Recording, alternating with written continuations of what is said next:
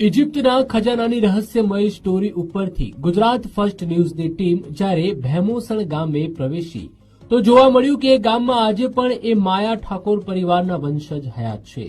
આ એ જ પરિવારના સભ્યો છે. એમના વંશજો 300 વર્ષ અગાઉ ઇજિપ્ત ગયા હતા અને ત્યાં રાજવીના ખજાનાનું રક્ષણ કરતા હતા. ઇજિપ્તના રાજાએ રાજ્યના ખજાનાની ચોકી માયા પરિવારના વંશજોને સોંપી હતી, જેથી 1 થી 2 પેઢી સુધી માયા પરિવારે એ ખજાનાની રખેવાળી કરી હતી.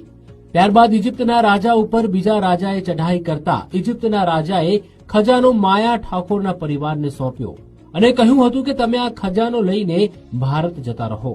ત્યારબાદ માયા પરિવાર ઇજિપ્તથી ભારત આવી સૌપ્રથમ બનાસકાંઠાના વડગામ અને છાપીમાં રોકાયા હતા. જોકે ત્યાંના અસામાજિક તત્વોને ખબર પડી કે આ માયા પરિવારના સભ્યો ઇજિપ્તથી કોઈ ગુપ્ત ખજાનો લાવ્યા છે, તેથી માયા પરિવારના 5 થી 7 સભ્યોની હત્યા કરી દેવામાં આવી હતી. ત્યારબાદ માયા પરિવારના બચેલા સભ્યો જૂના બાદીપુર ગામની સીમમાં આવ્યા હતા. આજે પણ આ પરિવાર પાસે ઇજિપ્તના ઇન્ડોનેશિયા ખજાનાનો ખિતાબ, ચાવી, સિક્કા અને મુદ્રાઓ હયાત છે, જેને તેઓ બેંક લોકરમાં સાચવીને રાખે છે.